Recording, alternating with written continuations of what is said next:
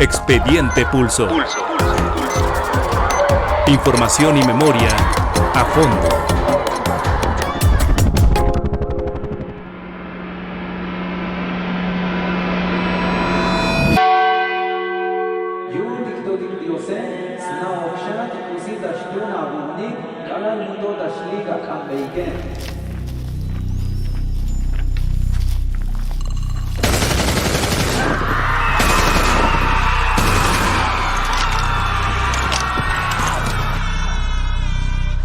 Era 22 de diciembre de 1997, en lo alto de las montañas de Chiapas, en la comunidad tzotzil de Acteal. La tierra fue testigo del horror. Un grupo de mujeres, hombres, niñas y niños oraban por la paz, sin imaginar que esa noche el odio armado caería sobre ellos. Quienes se reunían ahí eran integrantes de las Abejas, una organización pacifista indígena nacida de la resistencia civil. No empuñaban armas. Su fuerza era la fe, la palabra, la dignidad. Habían alzado la voz contra las injusticias, contra la violencia del Estado, pero lo hacían desde la no violencia, desde la comunidad y la esperanza. Nosotros somos la sociedad civil, las Abejas. Nosotros no tenemos arma. No queremos matar entre campesinos. Pero la culpa que tuvimos nosotros es de que no estemos de acuerdo lo que hacen pues los priistas. No estemos de acuerdo de matar entre pobres. Esa noche, 45 vidas fueron arrancadas de manera brutal. Balas, machetes, fuego, mujeres embarazadas, niñas y niños ejecutados sin piedad dentro y fuera de la pequeña iglesia que los cobijaba. No fue un enfrentamiento, fue una masacre, y la historia aún espera justicia. Ya se van las armas al cielo, parten ya y nos dejan solitas. Y mientras el plomo caía, el Estado callaba. La sangre se secó, pero la memoria no. El crimen no fue un accidente, fue una advertencia, fue un mensaje de poder, fue el nacimiento de una herida que aún sangra. Acteal aún duele, aún clama justicia. Ese es un relato que no se puede enterrar. Acteal no se olvida.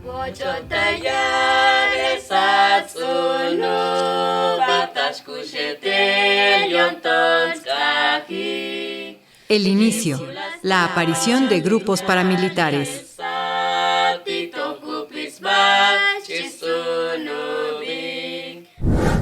El primer grupo que se considera que fue paramilitar fue un grupo que se le llamó Paz y Justicia, que provenía de una organización que había hecho una alianza entre maestros y campesinos, y en algunos de ellos se sabía que había gente que había sido, pues si no base de apoyos, habían estado muy cerca del ZLN y por lo tanto pues tenían, digamos, un cierto entrenamiento militar. En la zona Chol, a partir como del 95, empieza a tener un conflicto aparentemente interno entre zapatistas y no zapatistas. Y en la zona tzotzil, no solo, pero particularmente el municipio de Chenaló, que había desde 1992-93 desarrollado una organización civil, que así se conoce como la Organización de la Sociedad Civil Las Abejas, y que si bien tenían simpatía sin duda con las demandas y la lucha zapatista, pues no compartían su método, digamos, el método de la violencia política. Entonces las Abejas claramente se identificaron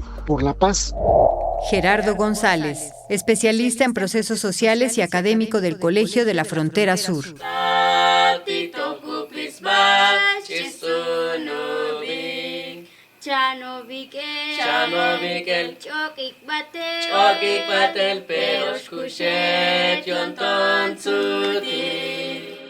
Los grupos paramilitares no nacen por sí solos, surgen donde el poder siente miedo. Los hilos ocultos de la guerra. En Chiapas, el Ejército Zapatista de Liberación Nacional había encendido las alarmas del gobierno mexicano, un movimiento indígena armado que exigía justicia, tierra y dignidad, había desafiado siglos de olvido. Ante eso, el Estado respondió con una estrategia doble: la vía pública del diálogo y a la sombra el plomo, el amedrentamiento y la violencia. En las montañas y comunidades tzotziles y celtales comenzaron a organizarse grupos civiles armados, vecinos enfrentados con vecinos, hermanos contra hermanos. Eran campesinos que habían sido entrenados, armados y financiados indirectamente por redes vinculadas al poder político. Los llamaron paramilitares. Estos grupos, bajo el pretexto de defenderse del EZLN, actuaron como fuerza de choque. Desplazaron, hostigaron, amenazaron, mataron. Fueron la cara informal de la contrainsurgencia y la semilla de la descomposición social en la región. La descomposición ya venía anteriormente con una serie de acciones del grupo paramilitar del PRI que se articulaba con el partido cardenista. Son los que actuaban desplazando primero a las personas, asesinando, entrando a sus casas, quemando los medios de producción, que en este caso eran las cosechas. Y empezó años antes del 97, hay que recordar eso, o sea, que es el 22 de diciembre de 1997, que es el cúlmex de una acción que venía de una violencia creciente, generando pues miedo y horror a la población, en un aprendizaje de la violencia para pues agredir al otro, al que se cree que es enemigo, porque también hay que recordar que en las comunidades y los pueblos originarios, los que perpetraron la masacre, muchos de ellos eran pues familiares, eran vecinos que fueron entrenados, capacitados y financiados por el ejército mexicano, por el Estado mexicano, para atacar pues a sus propios hermanos. Que eso pues viene en el plan de contrainsurgente Chiapas 94, que es un modelo que lo que vimos y aprendimos es de que pues Chiapas se volvió un lugar donde se gestionaba y se gestaba acciones de prueba en ámbitos de represión y sobre todo de exterminio hacia los que se consideraban que eran una amenaza para el Estado. Pedro Faro, abogado defensor de derechos humanos e integrante del Centro de Derechos Humanos Fray Bartolomé de las Casas. La masacre de Acteal es el responsable el Estado mexicano, ¿no? Porque sabe lo que sucedió aquí en 97, porque ellos entrenaron a los paramilitares, mandó militares en las comunidades. Por eso, como nosotros estamos diciendo, de 94, 95, 96, 97, se militarizó aquí en el estado de Chiapas y llegaron en las comunidades para entrenar a los paramilitares. Y luego, pues, llegaron aquí a masacrar a los 45 personas. Eduardo Gutiérrez, sobreviviente de la matanza en Acteal e integrante de las abejas. Cuando ya se huyeron pues los simpatizantes del EZ, fueron a la montaña y algunos se huyeron en otras comunidades. Todas las pertenencias se quedaron allá en su lugar. Las casas se destruyeron, algunos lo quemaron, pero todas las pertenencias se lo llevaron todo. Hachas, picos, palas, martillos, serruchos, grabadoras, videocasetera, consolas, licuadoras, planchas, máquinas de coser y otras cosas más que están en la casa. Se lo llevaron todos. Se lo llevaron animales, toros, caballos, gallinas, guajolotes y todo clase de animal. Se lo comieron ellos. Habitante de Xoyep y sobreviviente de la matanza de Acteal.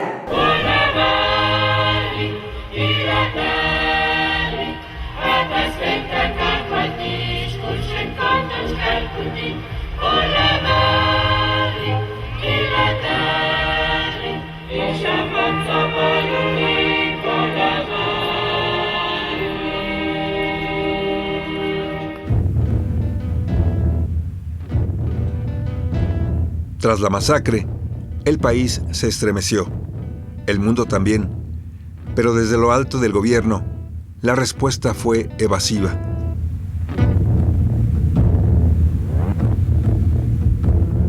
El discurso del poder.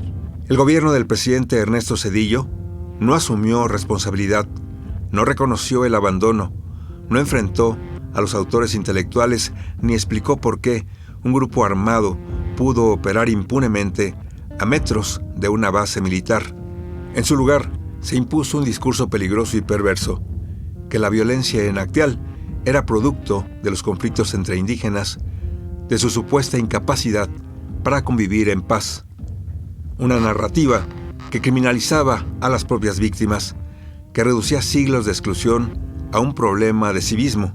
La violencia es por definición un acto criminal, y eso fue lo que ocurrió el día de ayer en Acteal. Un cruel, absurdo, inaceptable acto criminal que solo puede tener como respuesta la aplicación más firme y severa de la justicia. Ernesto Zedillo, presidente de México de 1994 al año 2000. El Estado se lavó las manos. No hubo autocrítica, no hubo verdad, solo silencio y una justificación construida desde el racismo. La idea de que los pueblos indígenas eran responsables de su propia tragedia. Una estrategia para borrar las huellas de la guerra sucia.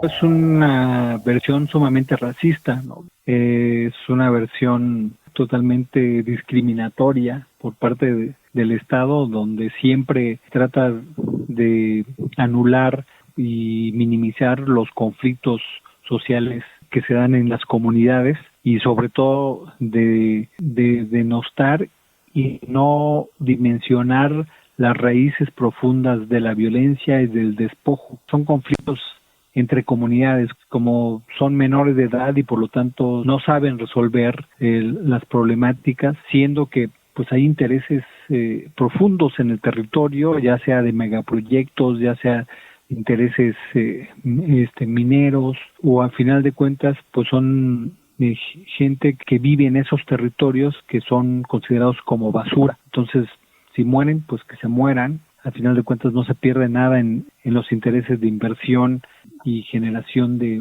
una lógica de desarrollo, que es el desarrollo en un ámbito del sistema capitalista, en el cual lo que interesa son las ganancias de las empresas y mantener en un sistema de esclavitud pues a la población que históricamente pues ha tenido esa función. En el centro del huracán político estaba Emilio Choaifet, entonces secretario de Gobernación. La masacre de Acteal exhibió ante todo el país y el mundo la incapacidad del gobierno para prevenir y atender la violencia que se gestaba en Chiapas. Las evidencias de omisión y negligencia se acumulaban, la indignación crecía y apenas 3 días después su cargo se convirtió en la ofrenda política para intentar contener el escándalo. La ineptitud le costó el puesto. Porque los hechos terribles de Acteal de diciembre de 1997 son hechos en los que lamentamos todos los mexicanos la pérdida de 45 vidas, pero que también fueron hechos que se sometieron a los tribunales. Y le quiero decir que cuando esto ocurrió yo ya no estaba en el gobierno, para que nadie pueda decir que tenía yo la posibilidad de influir en los juicios.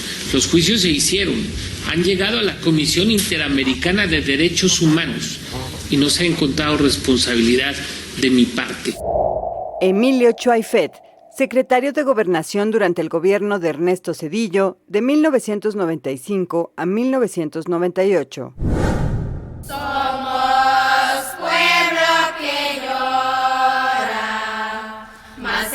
De su obra y hoy bebe el manantial de su fe que se desborda porque fluye la verdad. Los sobrevivientes tuvieron que enterrar a sus muertos. La tierra de Acteal, húmeda por la lluvia y la sangre, guardó los cuerpos, pero no el dolor. El miedo se volvió un habitante más en la comunidad. Muchos huyeron, dejaron atrás sus casas, sus milpas, sus recuerdos. Eran desplazados en su propia tierra. La paz, esa por la que oraban cuando fueron asesinados, se volvió una promesa rota.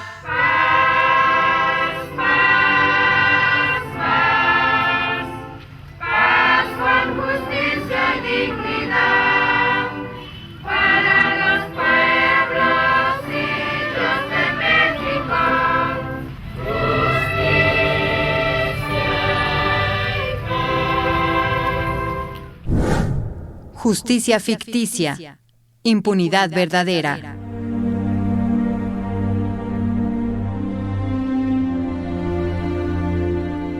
Después de la masacre, llegaron las cámaras, llegaron los funcionarios, llegaron los peritos, pero no llegó la verdad. El Estado, presionado por la indignación nacional e internacional, necesitaba culpables, rápido, urgente, y así vinieron las detenciones.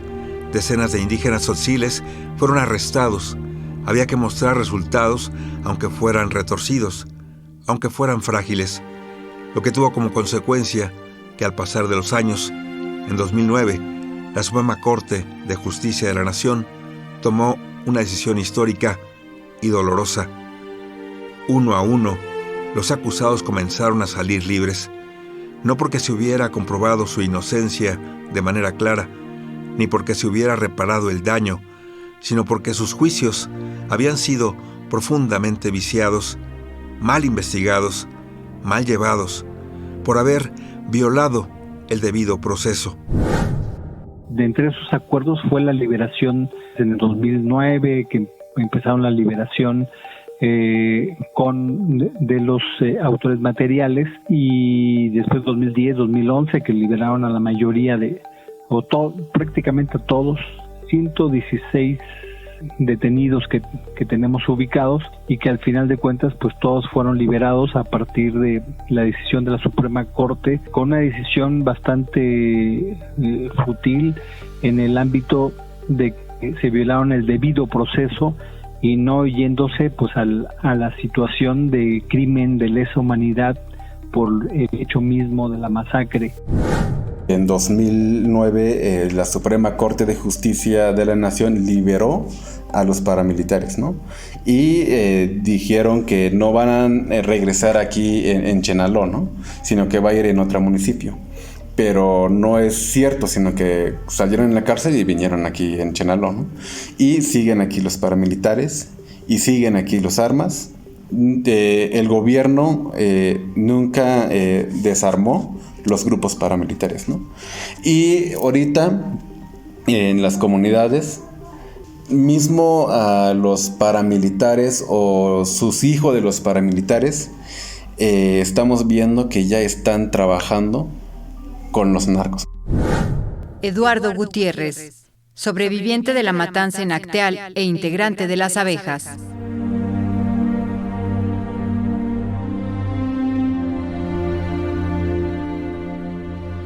La Comisión Interamericana de Derechos Humanos lleva años revisando el caso Acteal. Sin embargo, el retraso en emitir un informe de fondo ha prolongado la impunidad. Ese documento podría responsabilizar al Estado mexicano y reconocer que en Acteal se violaron derechos humanos fundamentales de los pueblos indígenas. El informe de fondo implicaría que la CID reconozca o determine que el Estado mexicano violó en perjuicio de los pobladores de Acteal y de esa zona los derechos a la vida, la integridad personal, que permitió que a través de los grupos paramilitares o con aquiescencia del Estado mexicano se pudiera haber perpetrado esa masacre, en la que incluyó ejecuciones extrajudiciales. También que la CID señalara que las víctimas no han tenido acceso a la justicia y que hasta la fecha el Estado ha sido incapaz de procesar y de castigar a los responsables de esa masacre. Este es un caso que inevitablemente va a llegar a la Corte Interamericana. Necesariamente va a llegar a la Corte Interamericana. Al llegar a la Corte Interamericana, pues el Tribunal Regional va a emitir una serie de sanciones en contra del Estado mexicano. Leonel Rivera, abogado defensor de derechos humanos y representante legal de un grupo de las abejas.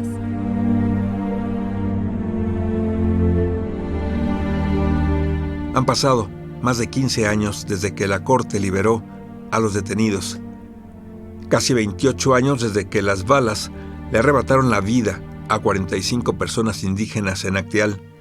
Sin embargo, el tiempo no ha traído justicia, solo impunidad. simulación. En Acteal, la herida sigue abierta y quienes la provocaron siguen intactos. Ya se van las almas al cielo, parten ya y nos dejan solitas. Acteal no es solo un recuerdo doloroso para Chiapas, es una cicatriz que habla de un país entero. Una masacre sin justicia es una herida que se convierte en advertencia. Si el Estado no responde, en cualquier momento puede volver a repetirse. Acteal nos obliga a mirar de frente a una pregunta que después de casi 3 décadas sigue sin respuesta. ¿Es esto impunidad o la ausencia total de acceso a la justicia? Impunidad y falta de acceso a la justicia. Impunidad porque los hechos van a cumplir 28 años en este diciembre, y hasta la fecha pues sabemos que las personas perpetradoras de la masacre pues nunca fueron castigadas. Ahí está presente la impunidad. La falta de acceso pues también tiene que ver en 2 vertientes. Yo lo vería desde 2 vertientes. La primera, en el sistema mexicano, pues hasta esta fecha ha sido incapaz la Fiscalía de procesar, de consignar, y los juzgados de procesar a las personas que participaron en los hechos. A nivel internacional, si bien en 2007 se presentó una petición de apertura de caso denunciando todas las irregularidades que había cometido el Estado mexicano y sobre todo las violaciones graves a los derechos humanos como ataques a la integridad personal, la ejecución extrajudicial, pues tenemos también que ya casi 18 años de presentar la petición de apertura de caso, pues hasta la fecha la Comisión Interamericana de Derechos Humanos no ha emitido su informe de fondo.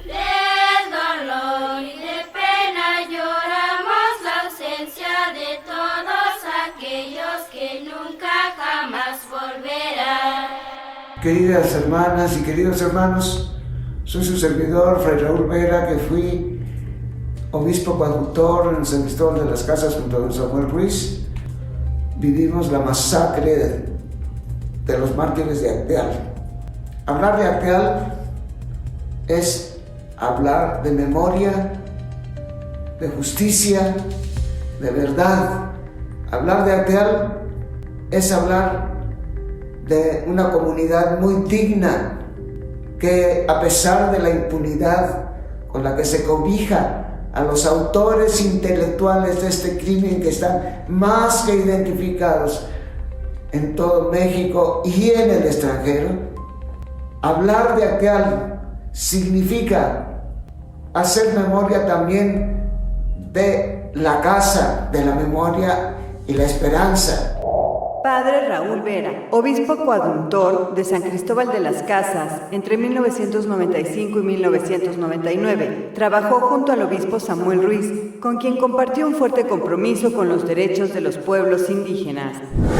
Nunca más veremos sus rostros, ni el amor que nos daban en vida. Solamente queda el recuerdo de nuestros hermanos que de forma injusta se nos fueron ya. Acteal fue una advertencia ignorada. Hoy, Chiapas sigue siendo un territorio donde la violencia, el desplazamiento y las amenazas a comunidades indígenas son parte de la vida cotidiana. Pero el fondo sigue siendo el mismo, sigue habiendo pobreza, desigualdad, las personas resuelven sus problemas yéndose al norte, yendo a las ciudades a trabajar, buscando nuevas formas de vender lo poco que producen, pero si nos damos cuenta, desde el 94 para acá, estos 31 años, la violencia política ya no solamente tiene la de un grupo que ya se fue por el lado político, sino tenemos a grupos narcos, delincuentes, robos, es decir, tenemos una nueva realidad que quizás incluso sea mucho más violenta. Y eso es grave, ¿por qué? Porque ya tienes 30 o más de 40 años de injusticias y ahora le aumentas una violencia estructural, por un lado, más que simbólica, es una violencia estructural. Y luego, pues el que la impunidad sigue campeando. Si algo que para mí, algo que caracteriza a Chiapas después de lo de Acteal, sigue siendo la impunidad.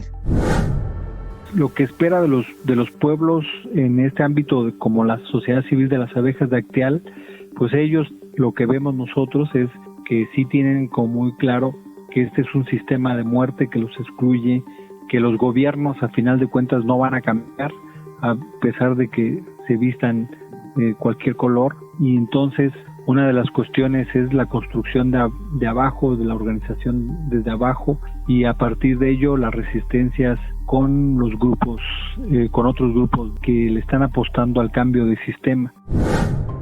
El tejido social no ha sido reconstruido. Recién hace aproximadamente año y medio, nosotros promovimos un amparo indirecto reclamando el desplazamiento forzado interno que se suscitó desde el año 97 y que sigue generando una serie de consecuencias, como tiene que ver que la gente no ha podido regresar totalmente a sus comunidades, la situación de vulnerabilidad en la que muchos grupos siguen padeciendo en Chiapas, en la zona de los Altos, pero pues también ahí nos encontramos con que el amparo, lamentablemente, con una visión totalmente absurda, fue sobreseído.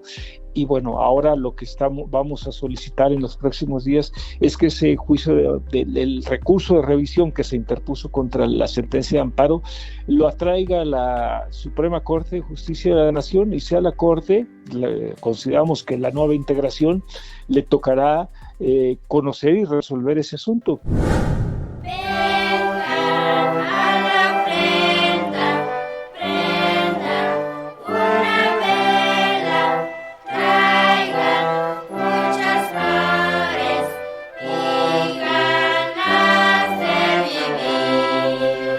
En Acteal, el tiempo no borra, el tiempo recuerda. Cada nombre, cada rostro, cada vida arrebatada sigue presente en la memoria de su pueblo. Las abejas no han dejado de orar, de cantar, de exigir justicia, porque mientras sus voces resuenen, Acteal vivirá.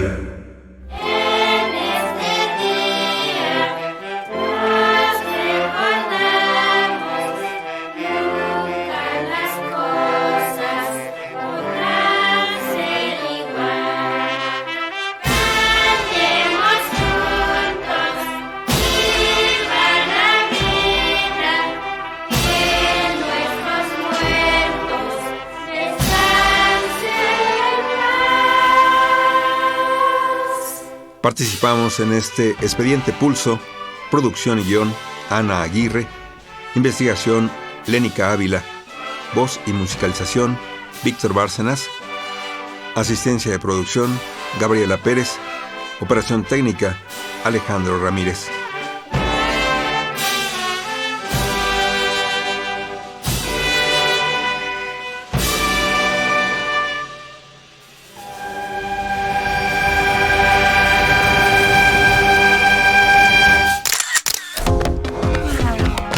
Expediente Pulso. Información y memoria a fondo.